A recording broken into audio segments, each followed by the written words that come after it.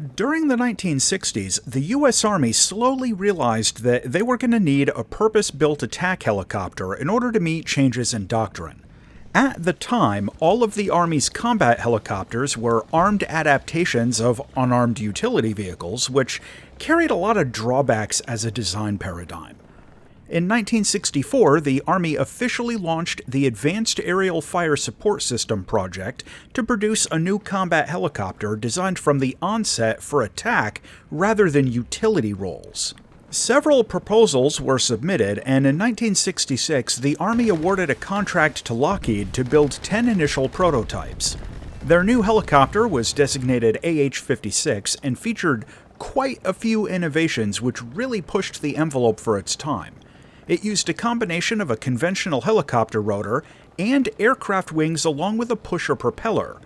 This arrangement is usually called a compound helicopter, but this wasn't the only innovation. The targeting system was linked to the gunner's seat and actually rotated the seat along with the turrets. Speaking of which, it had 2 gun turrets capable of mounting different weapon systems. There were also plans for the AH-56 to use a new night targeting system, which didn't exist yet, but was expected to be ready around the same time that the AH-56 would be entering service. However, there were problems, both technical and political. The U.S. Air Force objected to the AH-56, which was by now named the Cheyenne, claiming that since it was a compound helicopter, it was encroaching on the Air Force's close air support role under the 1948 Key West Agreement. There were also problems with the rotor, which led to a fatal crash during testing, transmission problems, stability problems, and a lot of minor integration issues with the weapons system. In the end, the immediate need had waned a bit with the U.S. involvement in Vietnam winding down, combined with the use of the AH-1 Cobra as an interim solution. In 1972, the program was formally canceled, and the Army started over with the new Advanced Attack Helicopter program, which eventually led to the AH-64 Apache. What we get in War Thunder is the AH-56A. This is a squadron vehicle attack helicopter and rank 6 of the American helicopter tree at battle rating 9.7. This thing gets a ballistics computer along with night vision in the external view and a thermal imager while targeting. Only a 12x optical zoom, which isn't great, but the thermals are a huge feature at this BR. Notably, it gets 2 gun turrets, one with a 40mm and one with a 30mm. Unfortunately, as of making this video, the targeting isn't quite aligned to the helmet sight the way that it should be, so I'm not going to be talking much about using the guns. Just know that they're there, and the targeting and the CCIP for them might get patched in the future. For loadouts, the Cheyenne can take Mighty Mouse rockets and tow missile launchers mounted out on 4 wing hardpoints. The tow missile you get is the BGM-71C. These use semi-automatic command line of sight guidance centered to your sensor point of interest, with an effective range of a little over 3 kilometers.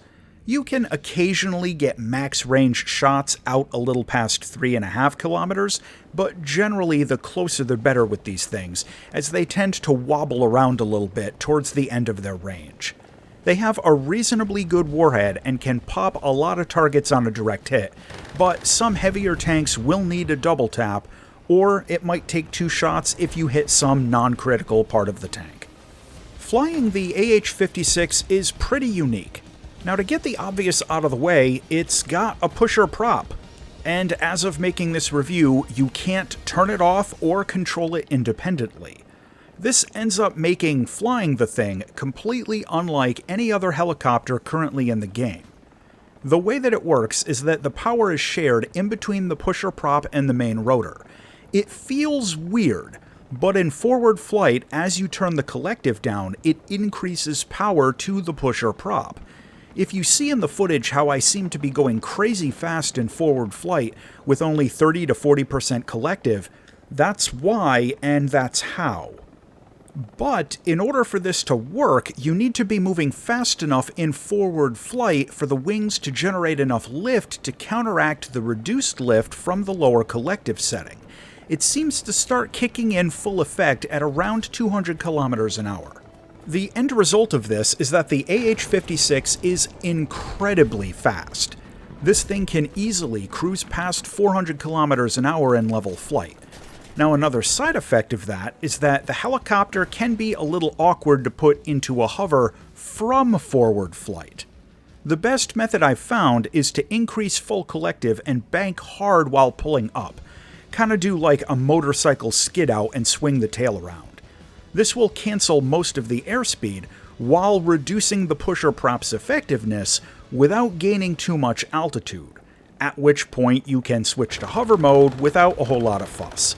It's also important to mention that if you're new to helicopters, and since this is a squadron vehicle, you might be, the way that this thing flies is completely different than other regular helis, so if this is your first exposure to helicopters, the feel of flying this thing is not going to translate to any of the others. Oh, and don't forget to pull your damn gear up. When you take the AH-56 out over a ground battle, it can tend to be, unsurprisingly, different than most other helicopters. The normal meta can work.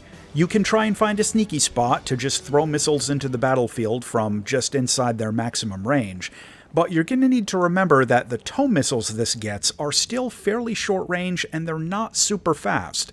So if you're in range to fire them, you're just hovering there as an easy target inside of range of enemy SPAA.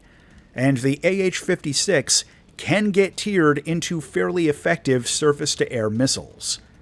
Add to this, no countermeasures and no radar warning receiver, so sometimes you'll find yourself just exploding out of nowhere from a missile shot you had no idea was even on its way in, or getting fired at from a radar-guided SPAA that you didn't know had you locked up.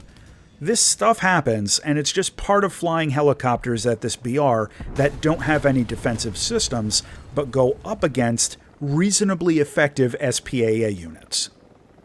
Now, that standard meta isn't your only option, though. Think about what makes the AH-56 different than other helicopters. It's mobility. Instead of trying to hover at the edge of your tow missile range and throw shots into the battlefield, sitting there motionless as an easy target, you can do flyby missile attacks, throwing a missile or two as you fly past the battle, trying to rely on your speed to exit the combat area before you get shot down. You're still vulnerable to missiles doing this, and again, the AH-56 gets tiered into some good ones, but it'll be much more difficult for gun-based SPAA to shoot you down. This also works for rocket rush attacks, and the AH-56 ends up being a little bit more survivable than other helicopters doing a rocket pass simply because of its speed. In PvE battles, again, the mobility is the key. Now, it's incredibly difficult in this thing to sit right in that tiny sweet spot outside the accurate range of the SPAA units, but inside range of your tow missiles, so just ignore the ground targets. Use your speed and enormous load of unguided rockets to go attack the base targets. You can completely destroy a base in about 1.5 full rocket loads. Let all the top-tier helis that you're paired with handle the SPAA. They've got much longer range missiles. Just load up on rockets and pound the bases. Visually, the AH-56, well, it kind of looks like a weird mix between an OV-1 Bronco and a Huey Cobra. It's a neat-looking helicopter, and there aren't any big problems on the 3D model or anything. Pretty decent to have up on the screen, and it's certainly unique. Landing can actually be a little tricky. It can be difficult to cancel out the forward momentum from the pusher prop when you're coming into land, so you might have to do a little bit more of a spiral down towards the landing strip than you're used to if you're going for a pure vertical landing. Plus, it's on wheels and it tends to roll around a bit. Overall, it's kind of difficult to land this thing, and it is worth some practice. To close out on the AH-56A. This thing is crazy fast, it gets thermals at a pretty low BR, and it carries tons of rockets. However, It's somewhat complicated to actually fly the thing.